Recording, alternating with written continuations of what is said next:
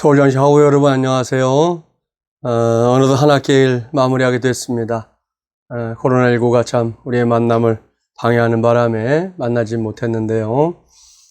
지난번 얘기대로 여러분이 시간이 맞아지면 다음 주든 그 다음 주든 한번 우리 교회를 방문해도 좋겠다 생각합니다. 오늘 단톡에다가 그것은 제가 한번 올려놓을 테니까 여러분 의사를 표현해 주시면 되겠고요. 오늘 이제 마지막 강의 시작하겠습니다. 기도하겠습니다. 하나님 아버지 감사합니다. 서울장신을 더욱더 복 주시고 또 우리 학우들 함께 하셔서 이제 이 학기를 마무리하게 됩니다.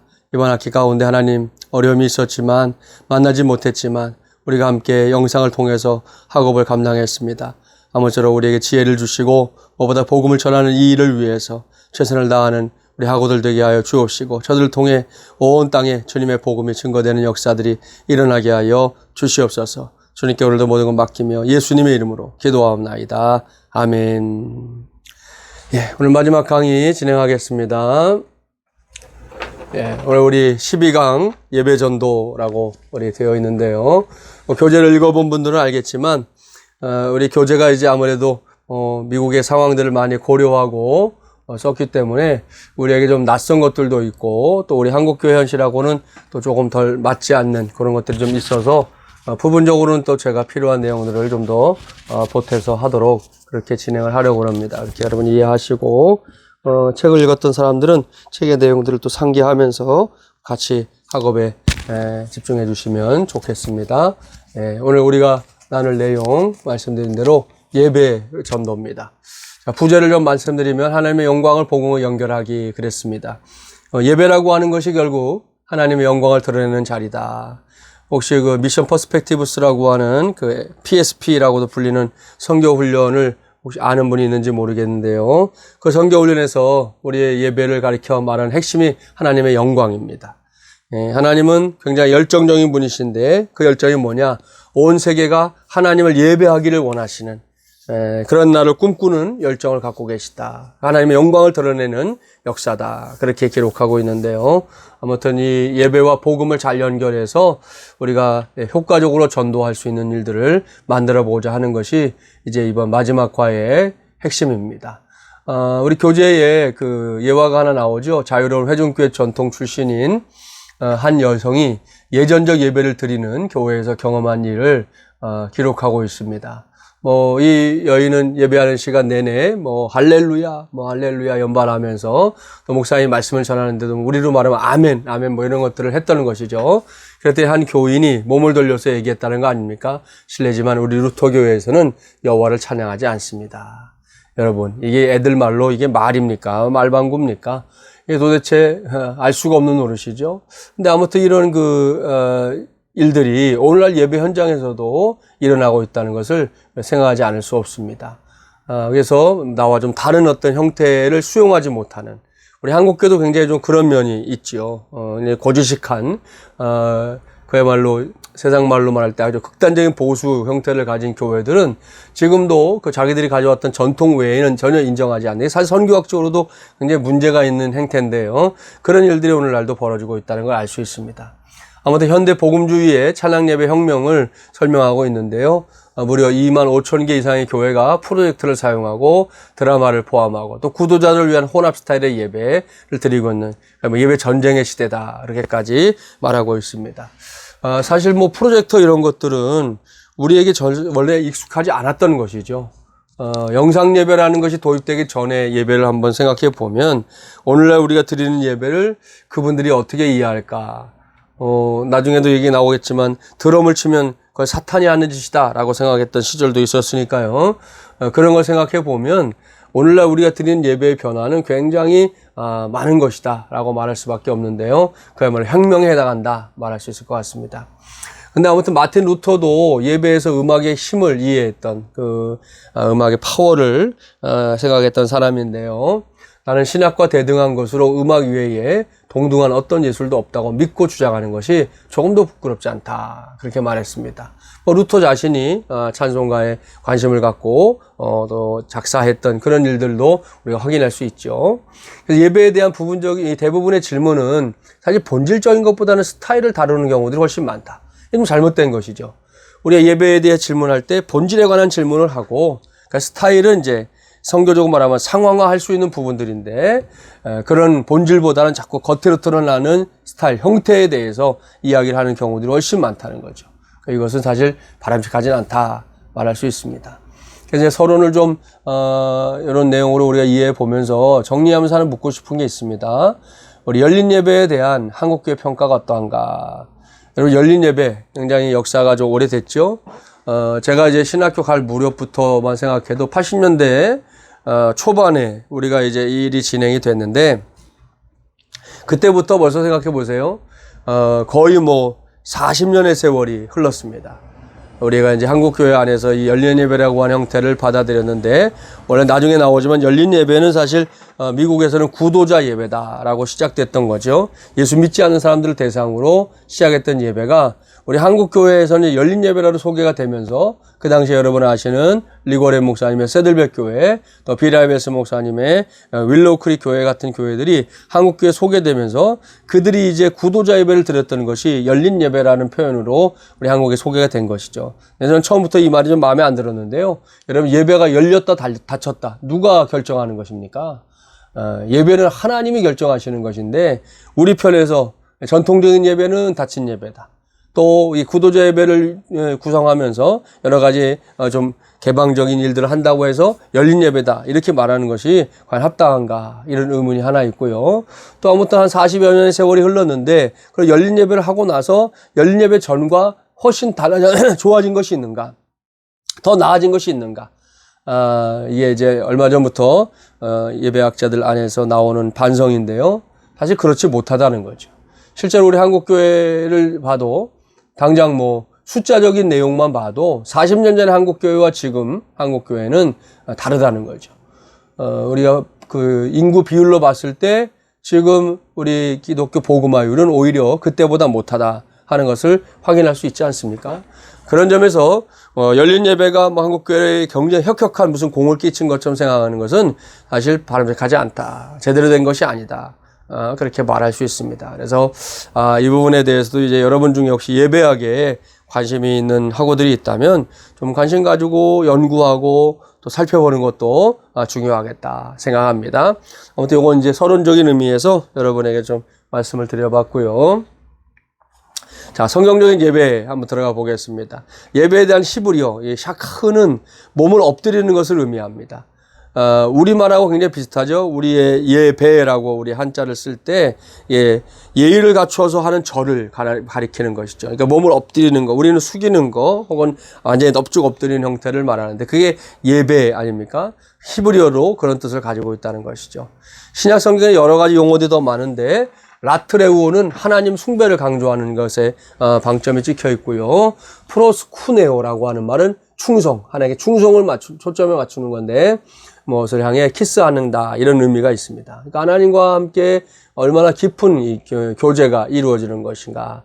여러분, 호세아서에 나오지만 우리가 알자, 심서 여호와를 알자 할 때 그 알자라고, 야다라고 하는 그 말이 어떤 말인지 들어보신 적 있을 거예요. 거기서 안다는 것은 뭐 제가 여러분을 이렇게 아는 정도, 우리가 이제 뭐 카톡이나 이런 걸 통해서 이제 좀 얼굴을 보고 했지만, 그렇게 아는 정도는 그 알자가 아닙니다. 그 알자는 이제 부부가 결혼해서 서로를 속속들이 알게 되는 그런 상태. 그게 바로 힘써 여호와를 알자거든요. 그러니까 하나님과 우리의 관계는 그렇게 깊숙한 관계가 되는데, 그 관계를 만드는 가장 초석이 뭐냐? 바로 예배다라는 것입니다. 그래서 결국 예배는 하나님 중심이 되는 것이다. 우리가 예배하면서 자칫 하나님 온데간데 없이 우리에게 이렇게 도취돼서 예배할 수 있거든요. 더군다나 예배의 많은 요소들이 이렇게 화려해지고 또 아주 디테일해지면서 하나님에 대한 관심보다는 다른 것에 자꾸 마음을 빼앗기는 경우들이 있는데, 그것은 결코 바람직한 예배는 아니죠.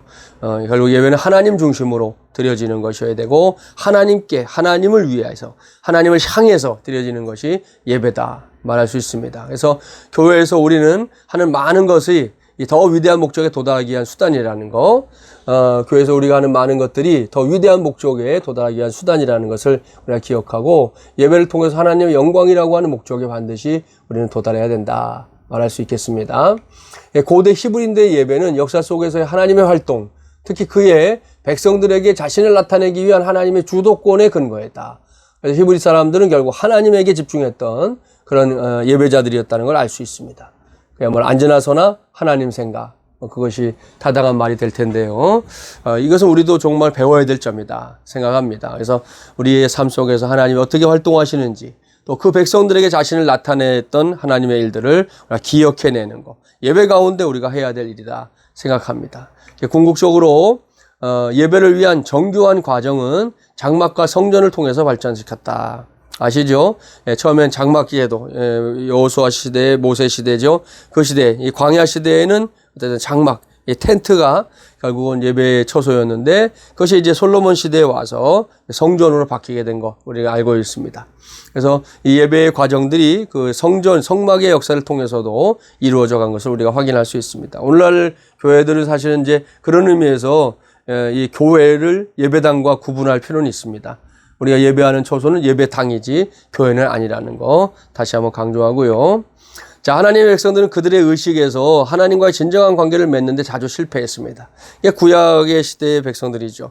굉장히 형식화된 하나님을 직접 만나는. 그래서 여러분 이사야서 읽어봤는지 모르겠지만요, 다 읽어봤을 겁니다. 이사야서 앞부분에 보면 하나님이 그들이 제사를 드리러 하나님의 성전의 문지방을 넘나드는 것에 대해서 굉장히 진령나하시는, 그야말로 손을 막 사정없이 흔드시면서 너희가 하는 이 제사를 내가 싫다, 나 받고 싶지 않다 말씀하신 걸 볼 수 있습니다. 결국 그들이 하나님과의 관계에 실패했다라는 것을 볼 수 있는 것이죠. 요즘 코로나19 때문에 우리가 겪고 있는 어려움 중에 하나가 바로 이거다 생각합니다. 사회적 거리두기라고 하는 것을 우리가 시행하면서 부득불지 사람과 사람 사이에 거리를 두게 됐지 않습니까? 그전 같으면 뭐 함께 모여서 식사하고 차 마시고 서로 교제하고 대화하고 뭐 함께 뭐 스포츠를 하든 뭘 하든 이렇게 함께 했던 사람과 사람 사이의 관계가 이 사회적 거리두기라는 명분 때문에 이제 멀어지게 되는데요. 부득불 멀어지게 된 거죠. 근데 그것이 지금 우리의 신앙에도 굉장히 영향을 미치고 있다, 알 수 있습니다. 그래서 하나님과도 이제 사회적 거리두기를 하고 있는 성도들이 자꾸만 늘고 있죠. 이 점에 우리 목회자들이 도전해야 됩니다. 저도 말씀의 마중물을 통해서 이 부분을 이제 도전하기 위해서 말씀을 준비하고 있는데요. 여러분, 우리가 그와 같은 일들에 대해서 좀 경각심을 가져야 됩니다. 하나님과의 관계가 멀어지게 되면 결국은 우리의 신앙에도 분명히 마이너스가 온다는 거 우리가 알게 될 것입니다. 특별히 이제 이 구약과 신약 시대에 중요했던 게 회당 예배인데요. 이 회당 예배가 유대 예배의 중심이 되어갔다라는 거 알 수 있습니다. 성전이 있었던 시대에 성전이 결국은 파괴되고 이스라엘 백성들 디아스포라라고 그러죠. 흩어진 유대인들이 됐을 때 그들이 할 수 있었던 것은 몇몇 가정이 모이면 회당을 세우고 그 회당에서 율법 교육과 예배하는 일들을 진행했다는 것을 우리가 확인할 수 있는 것이죠. 그 다음에 신약 예배는 회당을 따라서 자체적으로 예배를 패턴화했다는 거죠. 여러 가지 예배 순서들이 이제 예배 안에 들어오게 되는데, 피퍼라고 하는 분이 얘기하는 게 교재에 써 있습니다. 신약 저술들, 특별히 이 바울의 편지들과 복음서는 그 예배의 중요한 부분이 됐다. 우리가 이제 초대교회의 문서들을 통해 확인할 수 있는 것들이죠. 또 시편에 기독교 찬송가가 더해졌고요. 세례와 성찬, 뭐 침례라고 되어 있기도 하지만 세례와 성찬이 기독교 예배의 특징에 추가됐습니다. 그래서 우리가 아는 대로 초대교회 때는 매주 성찬, 이게 애찬식이 진행되고 성찬이 또한 따로 진행됐다는 것을 우리 바울 서신에서도 확인할 수 있죠. 또 열정적인 예배가 있어. 특별히 부활을 강조하면서 유대인의 안식일이 예배하던 시간에서 이제 주일로, 주님의 날 로즈데이로 이것이 이동하게 됐다라는 것을 우리가 확인할 수 있습니다. 랄프 마틴이 말하고 있는 걸 좀 소개하면, 교회가 예배에 어떤 정해진 순서가 있었다는 것을 분명하게 진술하는 것은 신약의 어떤 곳에서도 찾을 수 없고요. 사용되었던 외적 형식에 대해서도 아주 적은 정보만이 제공된다 하면서 교재가 소개하고 있는 게 디다케라고 하는 12사도들의 교훈서로 알려진 디다케죠. 여러분, 우리의 예배학에서 아마 여러분 배웠을 것 같은데요. 지금 우리가 침례를 하지 않고 세례를 할 수 있는 근거, 바로 디다케에 있습니다. 12사도 교훈서에 해당이 되는데, 거기에 보면, 이제 원래는 기본적인 것은 침례죠.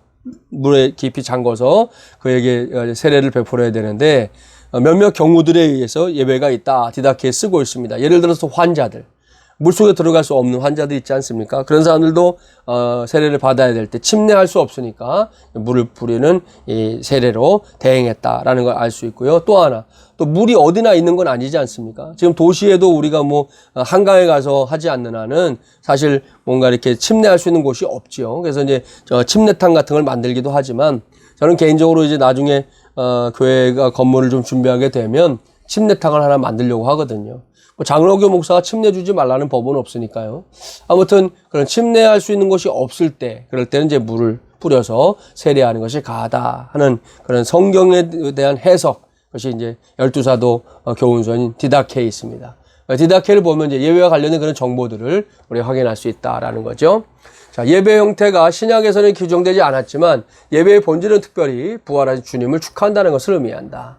우리가 주님의 날 예배하는 이유가 무엇입니까? 주님의 부활을 우리가 찬양하고 또 주님의 부활을 증거하고 주님의 부활을 우리가 함께 동참하는 것에 의미가 있지 않습니까? 그렇기 때문에 이제 우리가 이런 예배 안에서 부활하신 주님을 증언하는 것은 굉장히 중요한 일이다.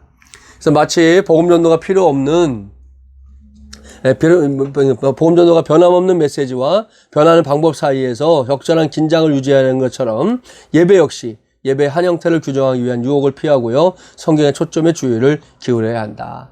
뭐 마지막 결론에 나오지만 예배 여러 가지 스타일들이 있거든요. 그 스타일들을 이제 한 가지로만 고집하는 것은 바람직하지 않다는 거죠. 이미 우리가 다양한 예배를 경험했고 다양한 예배를 드리고 있는 형편에서 뭐 전통적인 예배만 고수한다. 그것이 바람직한 건 아니다. 성경에 말씀하는 본질에 충실한 그런 예배를 드려야 된다는 거죠. 복음 전도도 마찬가지고요. 두 번째 주제는 이제 시대를 통한 기독교 예배인데요. 중세 의식주의는 이제 참된 예배를 방해했다. 구원은 도외시하고 예전만 중시했던 이 로마 카톨릭 교회의 예전을 말하는 것입니다. 그래서 중세 시대에 아무튼 뭐 가진 이야기들 많지만 아무튼 당시에 성 베드로 성당을 건축하기 위해서 면죄부를 팔았던 그런 시대가 바로 중세시대 아닙니까? 굉장히 의식화되어 있었던, 형식적이었던, 가짜로 성직을 샀던 사람들. 우리 사도행전에 나오는 시몬이라는 사람의 이름을 따 시몬이라고 하는 게 성직 매매라는 단어라는 거 아시는 분도 있을 텐데 바로 거기에서 나온 거죠. 돈을 주고 성령의 권능을 사려고 했던 이 시몬처럼 하는 것이 성직 매매다 이런 의미입니다. 그런 일들이 중세시대에 뭐 밥 먹듯이 벌어졌다는 것을 우리가 알 수 있습니다. 이럴 때 이제 종교개혁이 예배의 개혁을 가져왔던 건데요. 조금 아까 잠깐 말씀드렸던 루터는 성경과 찬송가를 사람들에게 돌려준 사람이죠.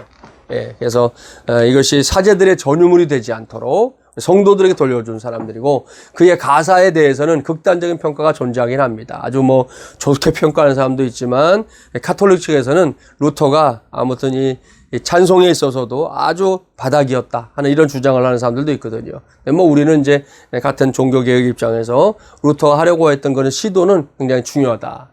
칼빈도 자신의 예배에서 시편을 노래하는 것을 강조했습니다. 제가 이제 이 20세기에서 21세기로 넘어올 때 그 당시에 우리 교계의 화두가 뭐였냐면 여성 그리고 음악 이게 굉장히 중요한 화두였거든요. 그래서 음악, 이 교회 안에서의 음악이 얼마나 중요한 이슈가 될 것인가 그랬는데 결국 지금 우리가 21세기에 음악이 또 중요한 주제가 되고 있죠. 뭐 여성들도 물론 같은 의미의 중요한 의미를 가지고 오늘날 대두되고 있다는 걸 알 수 있습니다. 아무튼 칼빈은 자신의 예배에서 이렇게 시편을 노래하는 것을 굉장히 중요하게 여겼다는 것을 확인할 수 있습니다. 특별히 또 17세기 후반과 18세기 초반에 경건주의자들 있었죠. 경건주의자들도 주관적인 찬송가를 써서 많이 불렀다는 것을 확인할 수 있습니다. 책에는 뭐 좀 더 자세한 얘기들이 있으니까 더 읽어보면 좋겠고요. 최근 몇 세기는 교회의 복음전도 사명에서 음악의 역할이 증가하는 것을 증거한 그런 세기였다는 걸 알 수 있습니다. 그러면서 우리가 소개할 수 있는 사람이 존 웨슬리, 요한 웨슬리하고 이 찰스 웨슬리, 형제죠. 요한 웨슬리, 찰스 웨슬리. 형제인데 특히 찰스 웨슬리의 찬송가가 우리 찬송가에도 꽤 들어 있습니다. 여러분 찾아보면 알 수 있는데요. 이분들이 이제 그런 역할들을 해냈다는 것을 확인할 수 있습니다. 또 복음주의 각성운동 초기에도 찬양의 광범위한 사용이 이제 영향을 미쳤다는 걸 알 수 있습니다. 그러니까 찬양과 부흥은 또 떼놓을 수 없는 거죠.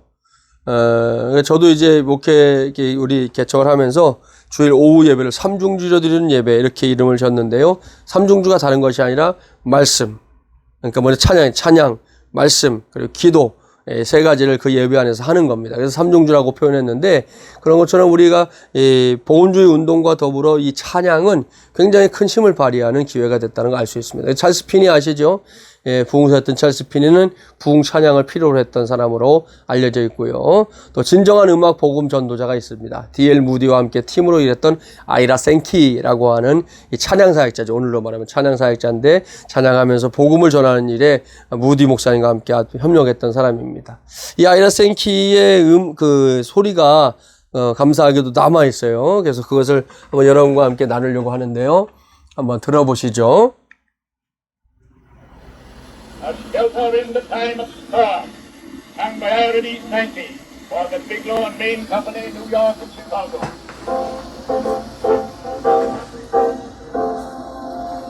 The Lord tower in him we hide, a shelter in the time of storm. Endure whatever ill betide, a shelter in the time of storm. Oh, dear is the one in the weary land, a weary land, a weary land. Oh, dear is the one in the weary land, a shelter in the time of storm.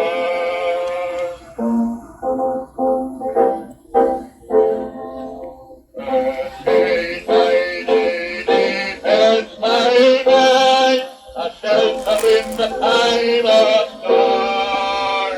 No fears alarm, no foes affright, a shelter in the time of storm. Oh, here is the one in the weary land, a weary land, a weary land. Oh, here is the one in the weary land, the shelter in the time of storm.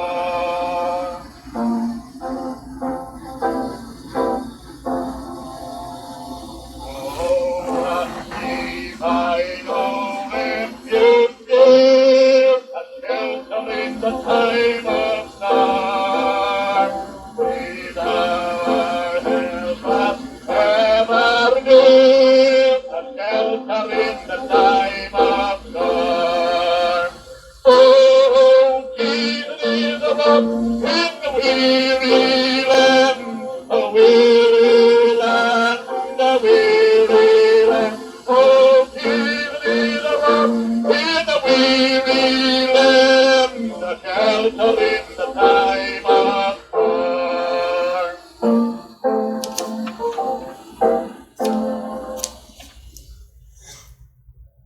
네, 잘 들으셨죠? 우리 아이라 생키의 목소리인데요. 우리 음원 상태가 그렇게 좋지는 않지만 아무튼 그 시대에 이렇게 찬양 사역자로 쓰임받았던 사람의 목소리를 그래도 우리 시대에 이렇게 들어볼 수 있다는 것이 참 얼마나 귀한 일인가 생각합니다. 우리가 잘 아는 찬송이죠. 한번 찬송가 몇 장에 좀 찾아보시면 좋겠고, 오 나의 예수는 반석이시니 반석이니 반석이니 그 찬송을 우리가 함께 들어봤는데요.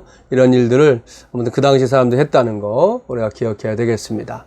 자, 세 번째 주제는 연합예배에서의 최근 변화들을 좀 살펴보려고 하는데요.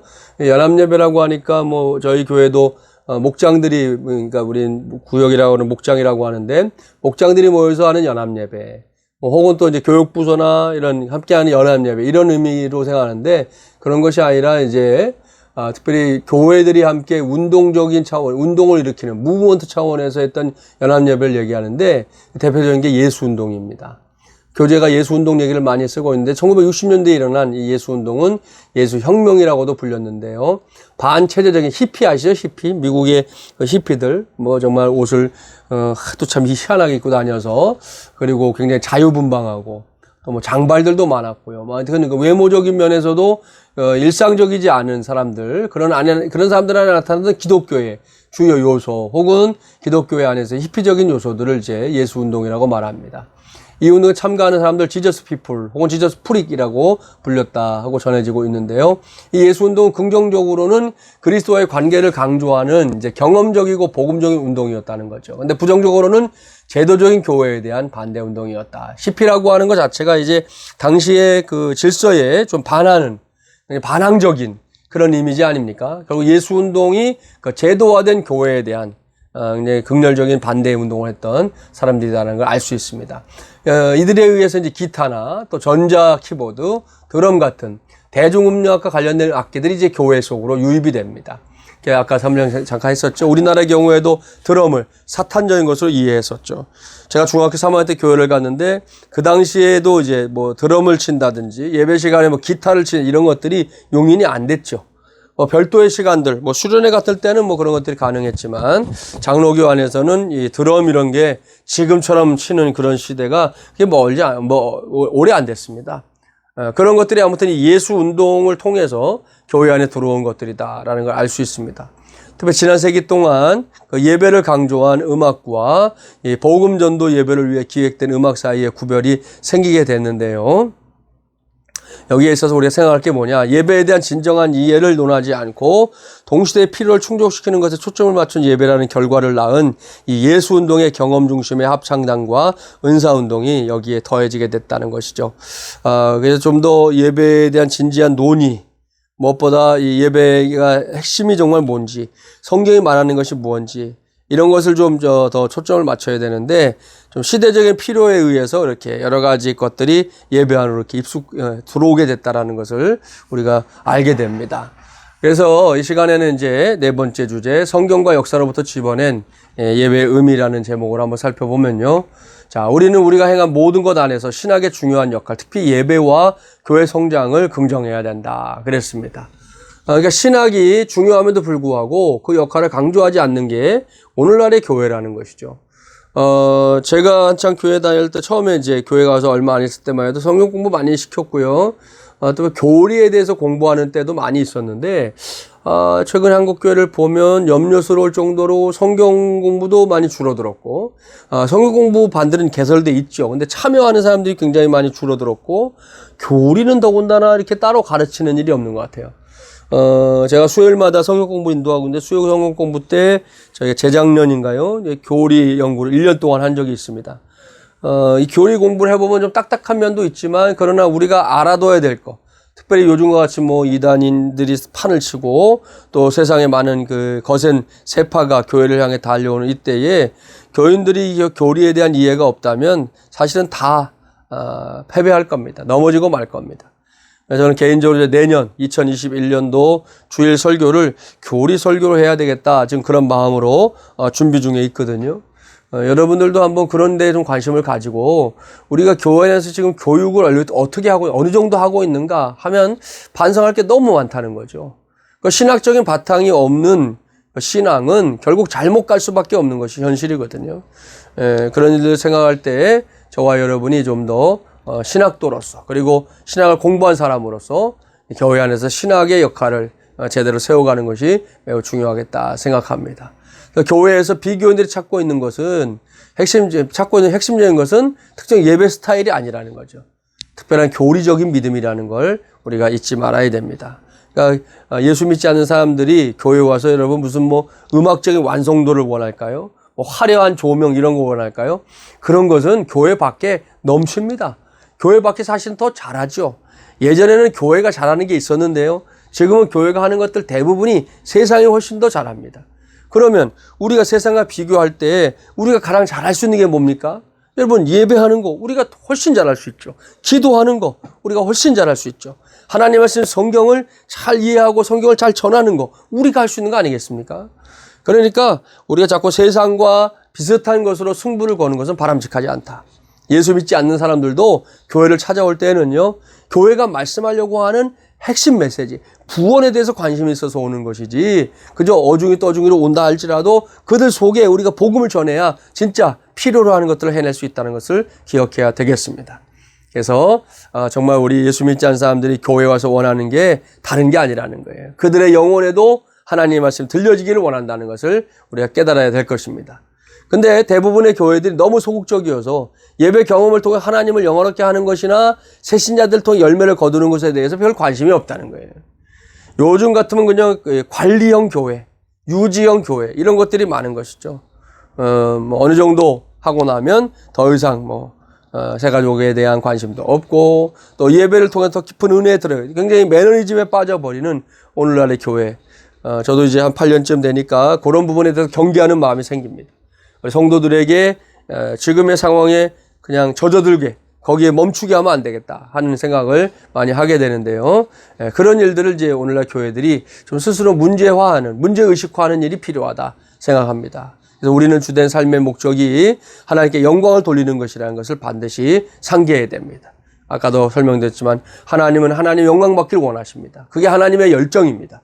우리가 그 열정에 또한 반응할 수 있는 그런 우리 학우들 또 저 목회자 되어야 되겠다 생각합니다. 우리는 삶 또한 잃어버린 양을 목자에게 데리고 오는 것보다 하나님께 영광을 돌리는 더 좋은 방법은 없습니다. 그렇죠? 여러분 예수님이 누가복음 15장에 들고 있는 비유를 보세요. 잃어버린 양 한 마리가 천국에서는 얼마나 큰 기쁨이 되는지 세 가지 비유를 통해서 설명하고 있지 않습니까? 잃어버린 양, 잃어버린 은전, 잃어버린 아들. 이 세 가지 비유를 보면 하나님께 정말 영광 돌리는 것은 한 영혼을 하나님 앞으로 이끌어 오는 것. 바로 거기에 있다는 것을 우리 모두가 기억해야 되겠습니다. 그래서 여러분이 예배 안에 누군가를 한 사람 초대해서 그 사람을 복음의 길로 인도하는 것이 얼마나 중요한 일인가. 저도 최근에 등록하는 성도들을 보면서 그런 일들을 다시 한번 경험하게 됩니다. 정말 그 한 영혼이 얼마나 기뻐하는지. 이번 주간에도 이제 2주째 우리 교회로 청년이 있었는데요. 그 엄마와 더불어 이제 그 청년을 다시금 믿음으로 세워가는 일을 위해서 이야기하면서 참 그와 감격스러운 일들을 나눌 수 있었습니다. 한 영혼이 돌아오는 것은 정말 하나님께 큰 기쁨, 목사에게도 한없는 기쁨이 된다는 거 우리가 다시 한번 기억해야 되겠습니다. 그래서 찬양 예배와 복음 전도 예배의 차이를 인식할 필요가 있는데요. 이런 거죠. 복음 전도를 기획한 구도자 예배, 구도자 예배, 요게 이제 복음 전도 예배죠. 그리고 구원받지 못한 사람들을 환영하는 구도자 중심의 찬양 예배가 있다. 이걸 좀 구분할 필요가 있다라고 우리 저자는 이야기하고 있다는 거죠.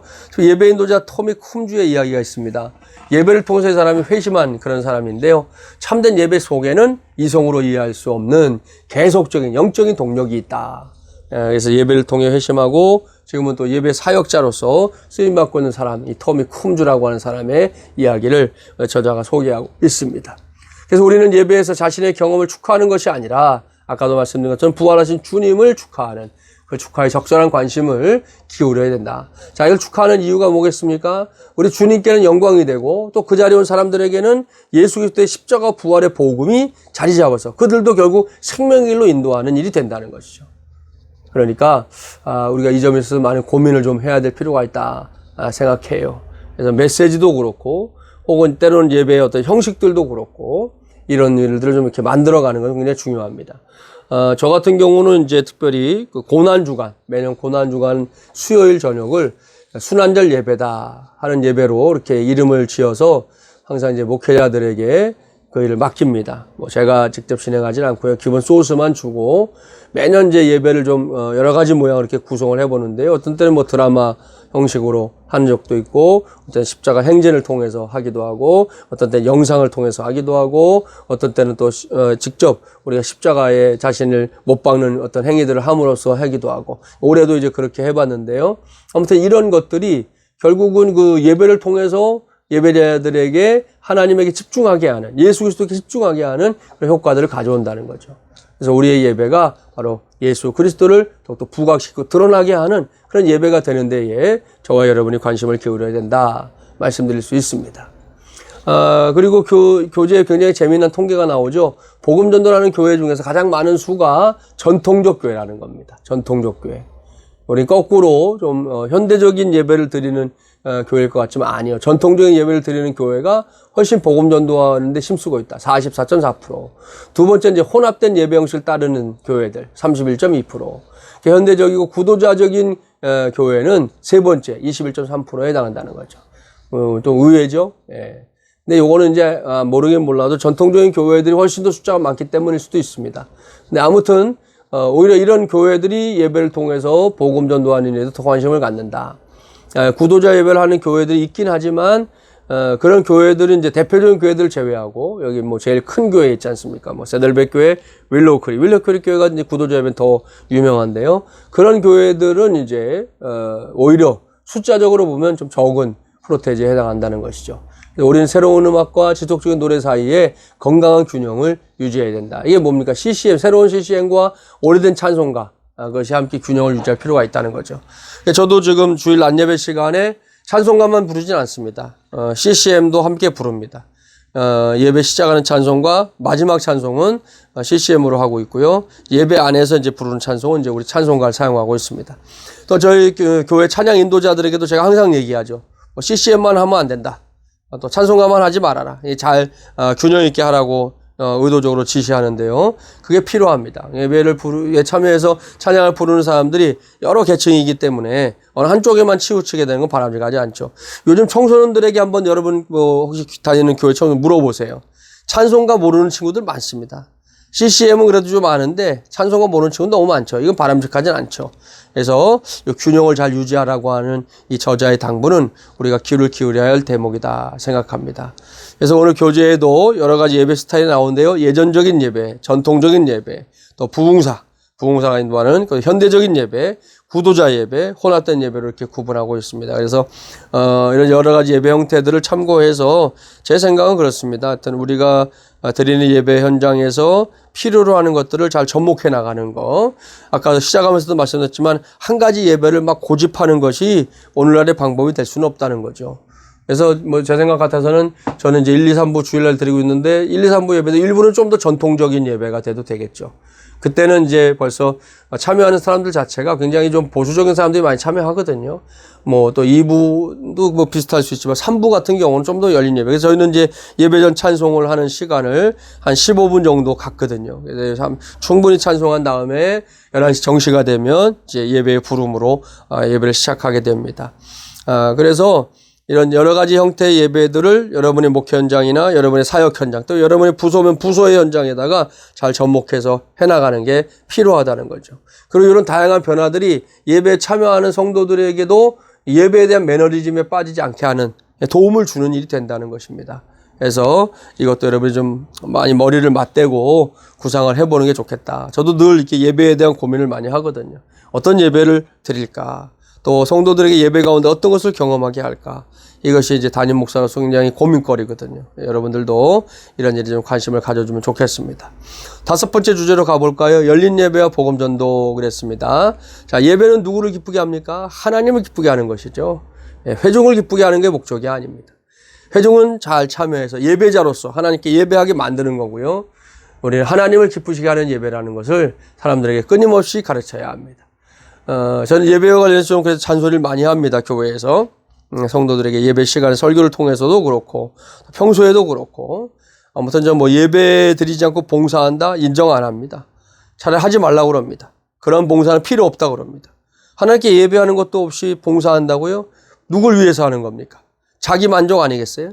그것은 절대로 바람직한 예배자의 모습이 아니라는 걸 우리 가르쳐야 된다는 거죠. 그래서 오늘날 우리는 예배 개혁, 즉 형식을 넘어서 예배 형식 그 자체인 성경적인 본질까지 이어지는 예배 형식의 문제를 계속해서 고심하는 그런 운동의 중심에 서 있다는 거예요. 이런 일들을 시도하는 이들이 많습니다. 우리나라도 예배학자들이 예전보다 많이 생겼죠. 정장복 교수님이 이제 거의 유일하다시피 했는데 지금은 이제 여러 교수님들이 많이 공부하고 와서 한국교회 예배를 위해서 수고하고 있는데 이런 문제들에 대한 고민이 계속 이어지고 있는 것입니다. 이 모건셀러라고 하는 이제 여자 신학자의 말이 있는데요. 어떻게 온전히 찬양받는 예배에서 복음 전도가 일어나는가? 자, 이 질문에 대해서 두 가지 대답을 하고 있습니다. 첫째, 비신자들이 하나님에 관한 진리를 들을 때, 아까도 말씀드렸지만 예수 믿지 않는 사람들의 관심이 교회에 와서 듣는 관심이 있다는 게 구원에 대한 겁니다. 내가 어떻게 구원받을 수 있을까? 사도행전에 나오죠. 형제여 내가 어찌할꼬? 이렇게 고백했던 그런 고백들이 이 비신자들 마음속에 있다는 거죠. 그래서 그런 진리의 말씀을 들었을 때 그 예배 안에서 복음 전도가 일어나게 된다는 거죠. 둘째, 또 그들이 예배자들과 하나님 사이에 실제적인 관계를 목격했을 때에도 전도가 일어납니다. 예배하는 사람들이 하나님과 긴밀한 교제, 아주 깊숙한 교제, 영적인 교제를 하고 있는 것을 비신자들이 목격하게 되면 그들에게도 나도 나도 그럴 수 있을까? 이런 마음들을 갖게 한다는 것이죠. 그래서 그런 일들이 결국 우리가 찬양하는 예배 속에서 복음 전도가 일어나는 통로다 말할 수 있습니다. 저자가 이제 소개하는 예배 전도의 특징이 몇 가지 나옵니다. 첫째는 친밀함입니다. 하나님의 임재의식이다 그랬는데요. 여러분, 우리가 신앙생활 하면서 가장 힘써서 이렇게 뭐겠습니까? 주께 가까이 날 이끄소서 찬양처럼, 여러분, 우리가 하나님과의 친밀함을 만드는 길은 한 가지입니다. 하나님을 가까이 하는 거예요. 예? 하나님께 더 가까이 가는 거예요. 여러분, 요즘은 많은 도구들이 있습니다. 망원경을 가지면 멀리 볼 수 있죠. 그렇죠? 예, 그다음 현미경으로 가까이 있는 걸 크게 볼 수 있습니다. 이런 도구들을 통해서 요즘은 보는 시대가 되었는데, 자, 그런 도구가 없을 때 어떻게 해야 여러분 그걸 잘 볼 수 있을까요? 가까이 가면 잘 볼 수 있습니다. 그렇지 않습니까? 가까이 가면 잘 볼 수 있는 거예요. 결국 하나님과 우리 사이에서도 이 문제를 해결해야 됩니다. 우리는 하나님께 가까이, 더 가까이 친밀감을 통해서 하나님의 사람으로 세워가는 일들이 우리가 필요한데, 예배 전도를 꼭 고려해야 될 게 그겁니다. 친밀함을 만드는 거. 예. 두 번째, 지식이죠. 구도자가 우리가 중심이 아닌 그리스도가 중심이에요. 구도자나 우리가 중심이 돼서는 안 된다. 예배를 통해서는 철저하게 그리스도 중심, 하나님 중심이 돼야 된다는 것을 우리가 지식적으로도 잘 전달할 수 있는 그런 예배가 돼야 된다. 이 예배의 주인공이 정말 누구인가? 하나님이시다, 예수 그리스도이시다 선언할 수 있는 그런 예배가 우리의 예배가 돼야 된다는 것이죠. 그래서 이제 간혹 예배 드리다 보면 예배 안에서 그냥 정말 맹 놓고 있는 사람도 있죠. 뭐 그 자리에 와 있지만 사도 바울처럼 고린도후서 12장에 보면 사도 바울이 말하죠. 3층천에 올라갔을 때 내가 몸 안에 있었는지 몸 밖에 있었는지 나는 모르거니와 하나님은 아신다 그랬는데요. 그런 일들이 지금 뭐 우리 예배 현장에서도 벌어지거든요. 예배에 와 있지만 마음은 딴 데 가 있는 거죠. 뭐 가스불 끄러 집에 가는 사람이 있지를 않나, 직장의 일로 달려가는 사람이 있지를 않나, 아무튼 그 마음이 뭐 4분 오열되어 있어갖고 어디로 가고 있는지 모를 그런 사람도 있는데요. 그것은 바람직한 예배가 아닌 것이죠. 오로지 예수 그리스도를 중심으로 한 예배가 돼야 된다라는 거 필요하고요. 또 예배 전도의 중요성의 특징이 뭐냐? 연약함이다. 하나님께 마음을 여는 걸 말하는 것이죠. 이게 없이는 사실은 전도가 안 일어나지 않습니다. 하나님 앞에서 내가 얼마나 연약한 자인지 알아야지만 하나님을 찾게 되는 것이죠. 이어령 박사님 정말 이와 같은 걸 체험한 거죠. 이어령 박사님 같은 분은 또 우리나라에서 절대로 예수 안 믿을 사람은 제가 말씀드린 적 있죠. 이분이 자기 딸이 이제 투병하는 과정에서 아무것도 할 수 없는 무기력한 자기 자신을 본 거죠. 내가 이렇게 약한 존재구나. 내가 아무것도 정말 할 수 없구나. 세상 천지 못할 것이 없을 것 같았는데 내가 아무것도 할 수 있는 게 없다라는 생각이 들었을 때 결국 마음의 문을 열게 된 것이죠. 이것은 이제 죄인됨을 인정하는 것이다 라고도 말할 수 있는데요. 저와 여러분이 우리 자신도 물론 그래야 되고요. 또 예배에 와 있는 성도들 혹은 이제 예배에 와 있는 배신자들, 이들이 그걸 인정하게 될 때에만 하나님 앞에 갈 수 있다는 거죠. 이게 인정되지 않으면 뭐 여전히 내 주먹만 믿어 이런 사람은요 절대 예수 믿기 어렵습니다. 그런 사람들에게는 뭐 정말 하나님의 복음이 아무리 선포돼도 그의 마음을 움직일 수 없는 것이죠. 그래서 우리가 메시지로든 혹은 예배의 어떤 형식으로든 그들의 마음을 열기 위해서 우리가 얼마나 연약한 자들인가를 부각시키는 것은 예배 전도에 있어서 굉장히 중요한 일이라는 것이죠. 네 번째, 상호작용입니다. 이건 하나님과 다른 사람과의 관계에 이제 참여하는 것을 말하는데요. 예배하러 온 사람들이 그 안에 소통이죠. 소통. 그야말로 커뮤니케이션이 있지 않으면 아무것도 할 수 있는 게 없어요. 그게 사실 예배에 참여한 사람들, 성도들도 그렇죠. 예배 시간을 통해서 하나님과 나 사이의 그 관계가 깊어질 수 있도록 만들어가는 것이 매우 중요한 일이다라는 것을 우리가 염두에 둬야 됩니다. 이걸 해내지 못하면 사실 예배를 드리고 갈 때 허망하죠. 여러분들도 아마 그런 경험들이 있을 수 있는데, 예배를 드리고 났는데 우리의 발걸음이 괜히 허망하게 느껴질 때는 다른 게 아니라 하나님과 나 사이에 이런 상호작용이 부족했다라는 것을 우리 스스로 알고 깨닫게 되는 시간이다. 그렇게 말할 수 있을 겁니다. 그래서 이 부분에 있어서도 우리가 좀 더 관심을 가지고 우리가 예배 기획을 할 필요가 있습니다. 그래서 이제 저 같은 경우는 우리 예배 형식 중에 제가 나름대로 의미 있게 생각하는 게 한 가지가 뭐냐 하면, 교회마다 대표기도 마치고 나서 하는 게 뭔지 아시죠? 예. 찬양대가 이제 기도송을 하는 겁니다. 근데 우리 교회는 그 시간에 성도들 모두가 기도송을 합니다. 그러니까 찬양대가 따로 기도송이 없어요. 없고 대표기도가 기도를 마치고 나면 반주자가 전주를 하고 모든 교인들이 함께 기도송으로 하나님 앞에 찬양 올려드립니다. 그 시간이 제가 개인적으로 볼 때 굉장히 의미가 있어요. 그래서 특별히 그 시간을 좋아하는 성도들도 있고요.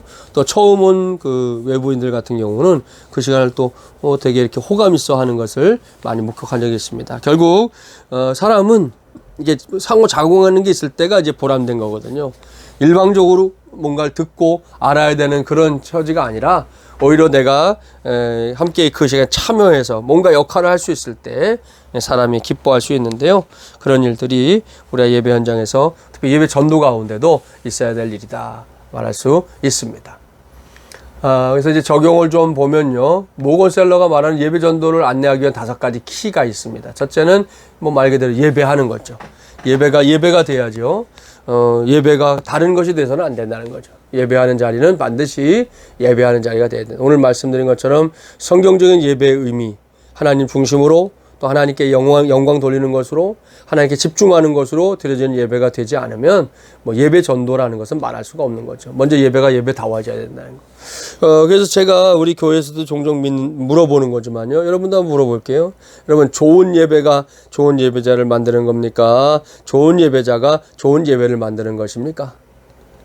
뭐 두말할 게 없죠. 좋은 예배자가 좋은 예배를 만드는 것입니다. 이게 굉장히 중요한 메시지예요. 여러분, 처음에 비신자들이 교회에 와서 제일 먼저 맞닥뜨리는 게 뭔지 아시죠? 예배입니다. 저도 그랬고요. 저도 처음에 교회 갔더니 제일 먼저 하는 게 예배라는 거예요. 우리는 익숙한 옷이지만 새신자들에게는 굉장히 낯선 옷이지 않습니까? 자, 그런데 그 예배가 좋은 예배가 되지 못하면, 자, 처음으로 교회에 온 그 배신자가 교회에 대해서 어떤 이미지들을 가질지 짐작해 볼 수 있지 않습니까? 그렇기 때문에 우리 좋은 예배자가 좋은 예배를 만든다. 나 한 사람이 좋은 예배자가 되면 우리가 드리는 예배가 좋은 예배가 될 수 있고, 그 좋은 예배는 교회를 처음 찾아온 새신자들에게, 비신자들에게 하나님에 대해서 알려줄 수 있는 좋은 통로가 된다는 것이죠. 그래서 우리 한 사람 한 사람이 좋은 예배자가 되기를 힘써야 되는 거. 이것은 목회자도 마찬가지입니다. 예배 인도자라고 해서 열애가 아닙니다. 우리 모두가 그런 마음으로 예배할 때에만 그 예배가 좋은 예배가 되고, 좋은 예배는 결국 영혼을 구원하는 예배가 될 수 있다 말할 수 있겠습니다. 두 번째, 복음을 전하라는 거죠. 관련성을 위해서 진실성을 결코 희생시키지 마라, 이런 표현을 쓰고 있는데요. 뭐 예배에 와 있는 사람들을 위해서 뭔가 한다고 하면서 핵심적인 복음의 내용을 전하지 않는다? 그거는 말이 안 된다는 거죠. 그렇게 해가지고는 제대로 된 결과물을 만들 수 없습니다. 여러분, 우리가 지금 하고 있는 게 복음을 전하는 일인데, 복음 전하는 일에는 관심을 두지 않고 뭐 다른 일, 주변에 속하는 것들을 거기에 관심을 가지고, 예를 들면 뭐 좋은 선물을 주는 것에 관심을 가진다든지, 뭐 또 그 사람을 어떻게든지 우리가 이 교회에 나오기 위해서 이러저러한 미끼들을 던진다든지, 이런 건 바람직하지 않은 거죠. 우리가 전하는 핵심은 예수 그리스도가 당신의 구세주입니다. 당신의 죄를 위해서 십자가를 죽으신 분이 예수님이십니다. 이 구원이 없이는 우리는 소망이 없습니다. 천국은 바로 예수 그리스도를 통해 갈 수 있습니다. 이런 메시지들을 정확하게 전하는 거, 이게 필요하다는 거죠. 그래서 이것저것 빼기 전에 우리가 필요한 것들을 잘 더하는 거. 이게 정말 필요한 겁니다. 예배 안에 우리가 필요한 복음 전도의 요소들을 잘 더해가는 거 필요하고요. 네 번째, 현재 당신의 공동체 문화와 의미 있는 종교적 과거에 기초한 관련성을 지켜라 그랬습니다. 결국 우리 공동체가 지키고 있는 이 기독교의 문화 있지 않습니까? 이것이 우리 오래된 역사 속에서 계속해서 관련돼서 왔다는 거죠. 이게 별개, 오늘의 예배가 여러분 우리 21세기에 뚝하니 만든 게 아니죠. 이미 오래전 초대교회부터 시작된 이 예배의 전통을 우리가 지금까지 이어오고 있고, 그 예배는 초대교회 때에도 복음을 전하는 통로가 됐다는 것을 잊지 말아야 됩니다. 특별히 당신 자신의 예배 방법을 원하는 대로 만들어 보라, 이렇게 제안하고 있는데요. 이것도 여러분이 그 예배 인도자로서 예배 기획을 해보는 것도 굉장히 중요한 일이다 생각합니다. 저는 개인적으로 이제 이렇게 예배 기획하는 거 굉장히 좋아합니다. 그리고 예배 속에서 뭔가 이제 전에 하지 않았던 것들을 이렇게 시도해 보는데요. 그게 굉장히 효과가 있을 때가 있어요. 여러분들이 그런 아이디어들을 한번 모아보는 것도 좋은 방법이겠다 생각합니다. 아무튼 엘빈 레이드는 구도자들과 예배가 섞이지 않는다는 이 윌로우 크릭의 주장에 강하게 반대합니다. 그러니까 구도자 예배를 자꾸 이렇게 별도로 만드는 거에 대해서 좀 반대하는 입장이고요. 하나님은 그분의 위대한 이름을 찬양하고 죄인들에게 그분을 아는 경이로움을 증명하는 예배를 받으시기에 합당하신 분이다라는 걸 다시 한번 우리가 고백하면서 이제 영상을 보려고 하는데요. 영상 2개를 하나로 연결해 놓았습니다. 그 내용은 이제 먼저 예배란 무엇인가 다시 한번 좀 정리해 보는 내용이 있고요. 그 다음에 이제 전도에 있어서는 그 빌리 선데이라고 하는 유명한 전도자가 있습니다.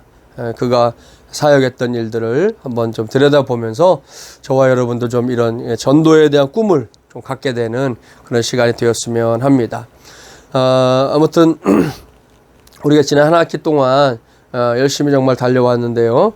우리가 이 마지막 시간의 내용을 통해서 다시 한번 저와 여러분은 예배 인도자로서 그리고 또 복음을 전하는 전도자로서 어떤 마음, 어떤 생각을 가져야 될까 하는 것을 좀 생각해 보는 시간이 되었으면 좋겠습니다.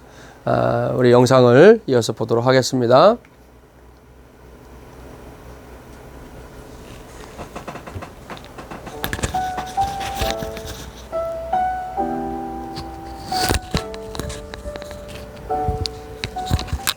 선교도 대상인 사람이고 교육도 대상인 사람, 거인원야도 대상인 사람, 또 나로 섬기는 봉사도 대상인 사람입니다. 그러니까 예배는 대상이 하나님입니다. 그 모든 것이 하나님과의 관계가 제일 중요하고 하나님을 향한 행위가 가장 중요하고 하나님을 향한 인간의 나아가 중요한데 바로 예배는 하나님을 만나는 사건이고 인간이 하나님께 나아가는 행위고 그 경배와 찬양을 하나님께 드리는 일이기 때문에 이 예배가 가장 중요합니다. 삶의 축이 바로 예배여야 되고 삶의 목적이 하나님의 예배라야 되고 삶의 중심이 예배라야 되고 이렇게 볼 때 예배가 차지하는 비중은 절대적이다 그렇게 말할 수가 있습니다. 말씀드린 대로 예배는 하나님을 향한 인간의 행위이기 때문에 항상 예배하면 하나님을 생각해야 돼요. 하나님이 예배를 받으셔야 되는데 하나님이 받으시도록 드려야 되는데 하나님께 영광을 돌리는 예배를 해야 되는데 이걸 생각을 해야 되는데 그 근자에 들어서 예배 대상이 바뀌어버렸어요. 사람이에요. 어떻게 사람들을 기분 좋게 할 것인가? 어떻게 사람들의 마음을 감동시킬 것인가? 어떻게 사람들의 마음에 충격을 줄 것인가? 초점이 바뀌어버렸어요. 예배가 아니죠. 지금 한국 교회가 놓치고 있는 게 바로 그 점이에요. 근데 특히 젊은이들을 위한 예배라 그러면서 형식도 파괴하고 교식도 파괴하고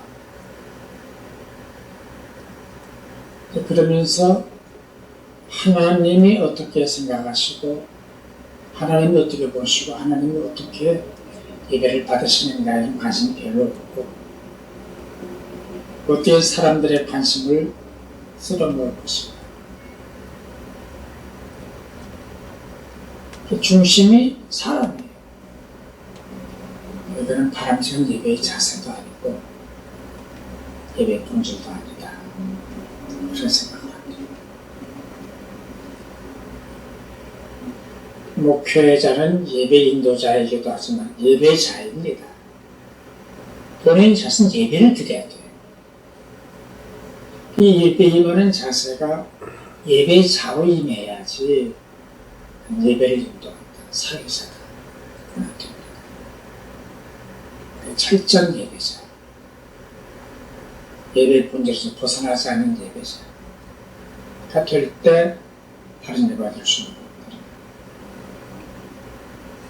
부약의 제사장들이 왜 제사장복을 입고 제사를 집전을 했습니다. 하나님께 나아갈 때는 복장, 태도, 마음가짐, 몸가짐이 달라지다는 거예요. 이웃집 사랑방에 멋을 가는 거하고 예배 드리러 가는 같은 쪽이 되겠습니까? 그것도 하루 이틀 전에 준비하고 마음을 가지고 기도로 준비하고 그리고 예배자가 되는 것이 목회자가 회복해야 할 예배 태도가 아닌가.